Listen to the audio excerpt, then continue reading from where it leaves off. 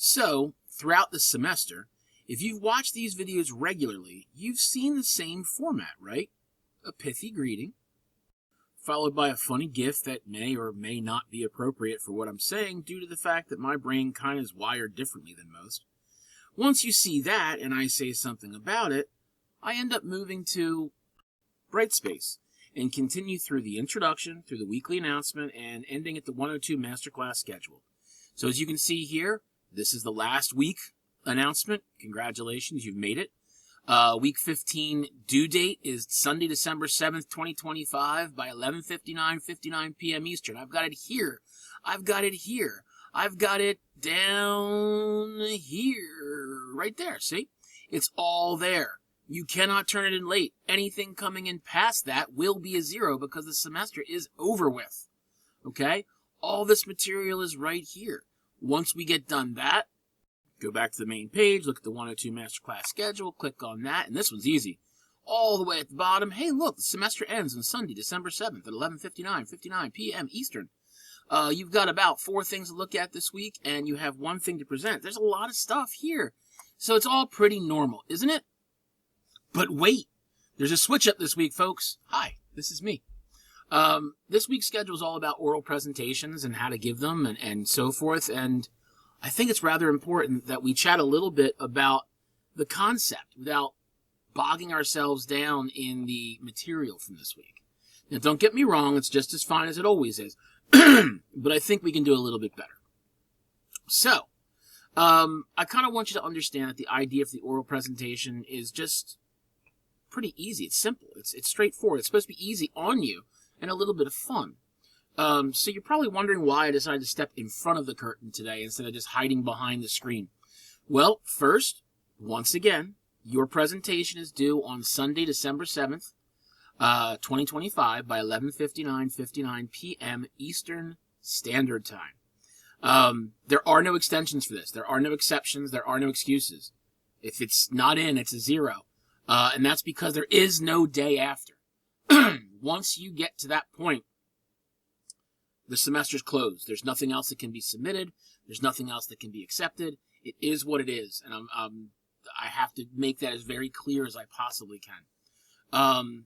So I don't need to really say that I had no call in this whatsoever. I did not choose the end date of the semester. That decision was made by people who were much, much, much higher up on the food chain than I was. They make a lot more money. And honestly, it is what it is. So, you can do that, okay? Got a lot of stuff in my throat today. Sorry. In this presentation, you can turn on your camera and present, kind of like I'm doing now. You can present your visuals. You can have a little camera box in the bottom corner here. That's going to be very nice. I hope you choose to do that because I don't really know what any of you look like.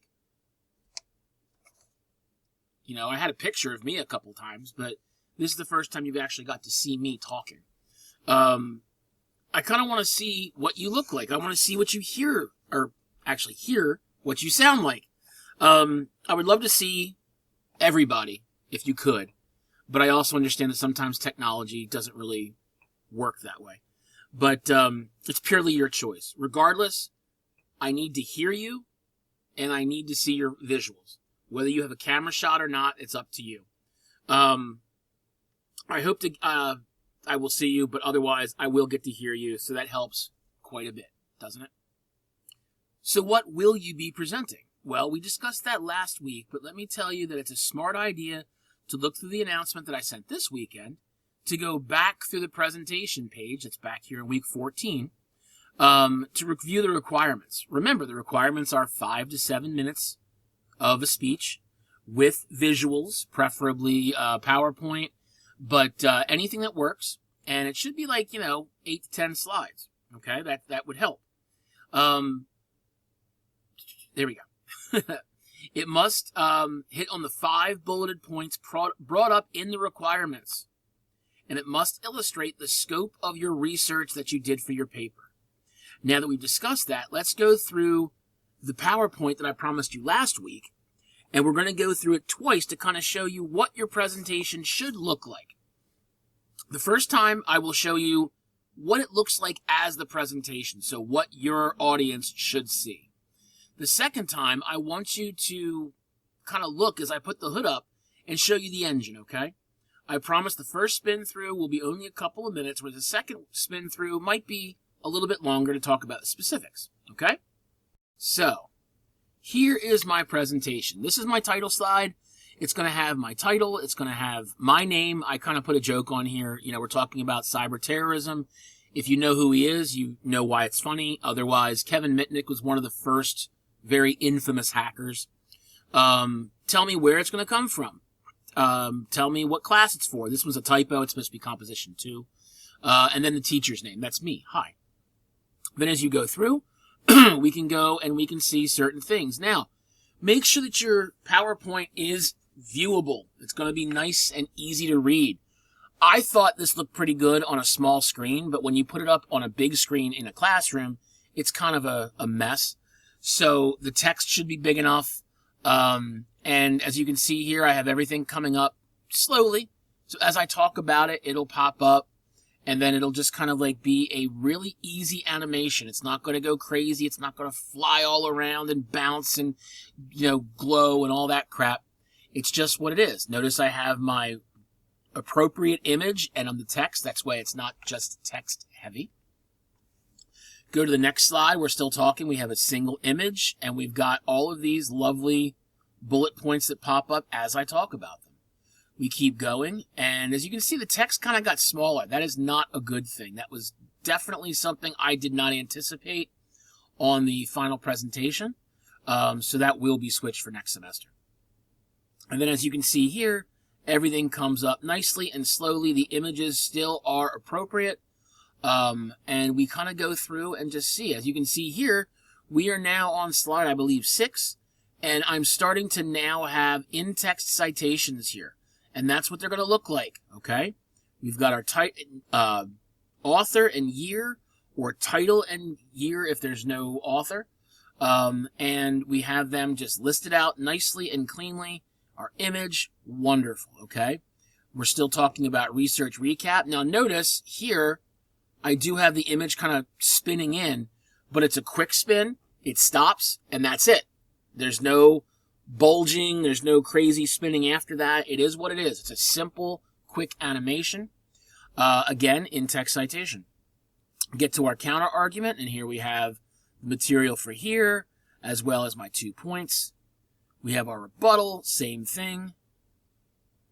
The interesting results of my research is a very important part. I love this section because it shows me that you actually got something out of this presentation.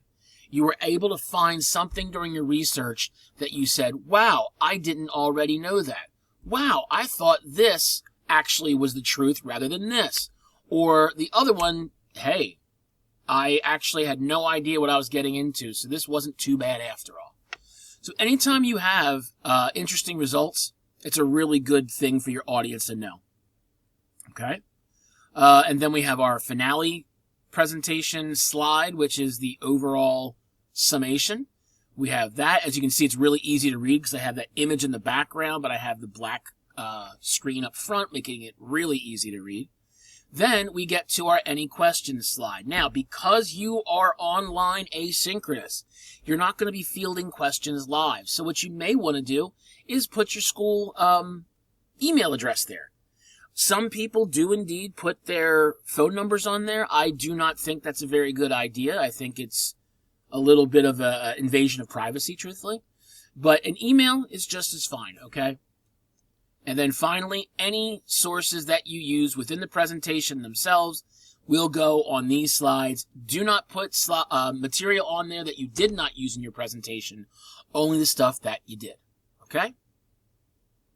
So let's pop the hood. This is what it's going to look like in a PowerPoint background format. So if you do not see the notes portion of the slides, go to View, and then click on the box that says Notes here. You can turn them on and off. For this, I want you to turn them on because what I have done is underneath each of these slides, I have told you kind of what you should be doing in the presentation as well as what the slide itself should be representing. Obviously, this is the title slide, okay? So here, I'm going to fix this typo. There we go. And that'll make it nice and pretty. We have our title slide, and that's what it's going to be. It's basically the title page of your overall paper. Then down here, we're starting off with the idea of establishing your topic. You're going to be laying the groundwork to explain your direction of the argument that you created for the Unit 3 research paper. So you're going to be bringing up the general understandings. You're going to be bringing up the attention getter. You're going to make sure that your audience understands what you're talking about here. Here, this is where we're establishing your ethos. We want to know why you feel that you understood this topic a little bit better than the people in your audience. Okay, so talk about your major, talk about your job, talk about your interests, talk about something like that. It's going to fully illustrate why you are qualified to speak on this topic. Then we get into our research questions. For the Unit 3 Building Research Questions assignment that you did several weeks ago, you had at least 3 research questions. You might have kept them, you might have changed them. If you kept them, go back to it, take them, put them in here. If you change them, put the new ones in here. But this is going to explain to your reader kind of what you started out trying to find.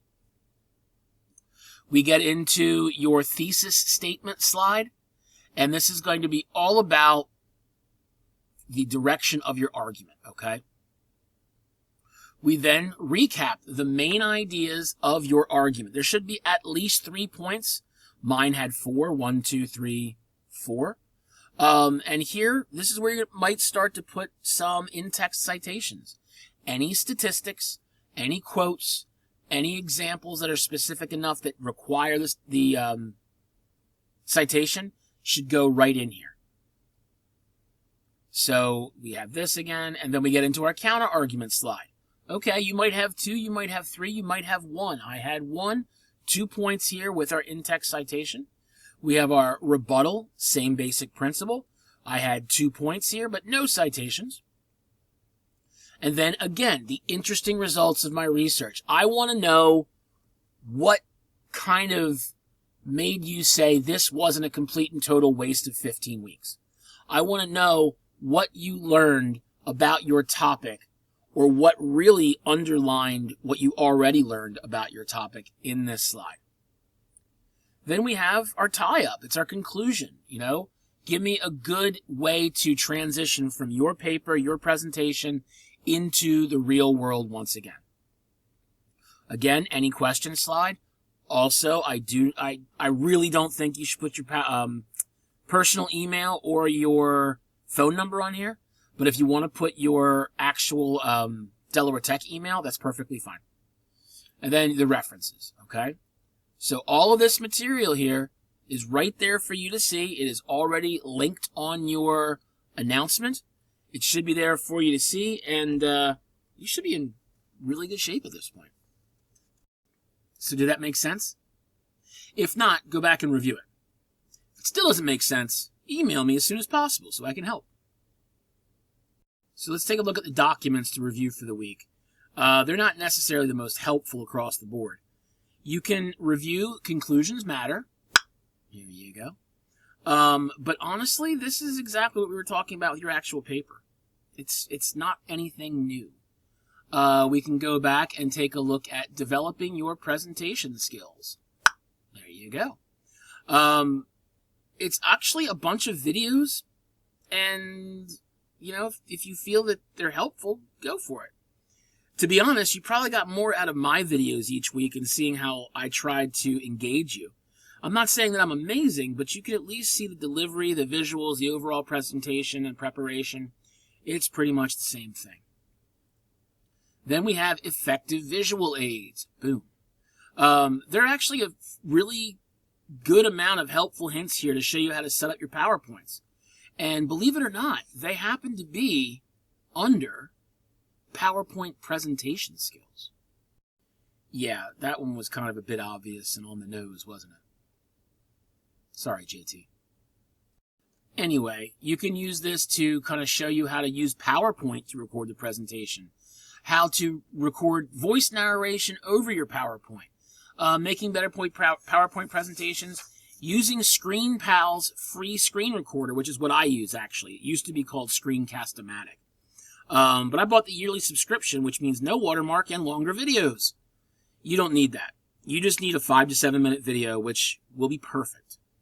You can also use PowerPoint's recording technology. That works too. I'd love to see your face down in the corner here.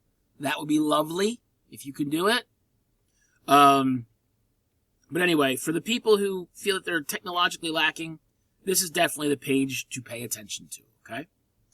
And now, my friends, we have one final thing to review. We have the final project of the semester. Remember, this is due by Sunday, December 7th, 2025 by 11:59 p.m. Eastern. There is no next day submission because the semester ends on Sunday, December 7th, 2025 at 11:59 p.m. Eastern. That might be like the 7th or 8th time I've mentioned that. After that, it's done. Period. Game over, man. Game over. So here's the final submission.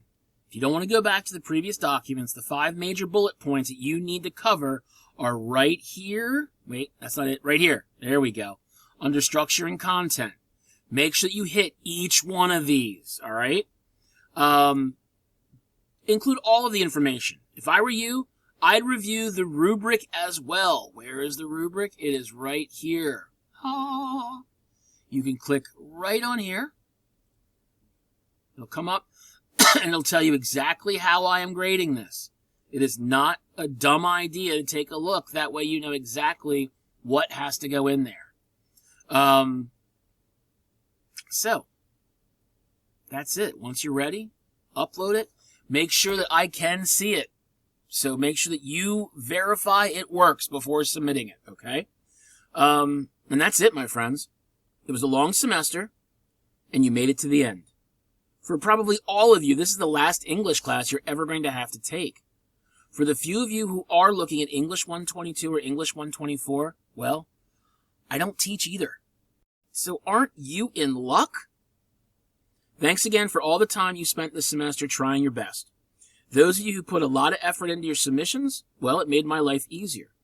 Better papers are easier to grade after all. I hope that you have a great winter break regardless of what you do or don't celebrate. Good luck in your future courses, and I can't wait to see each and every one of you walk across the stage at graduation. See ya.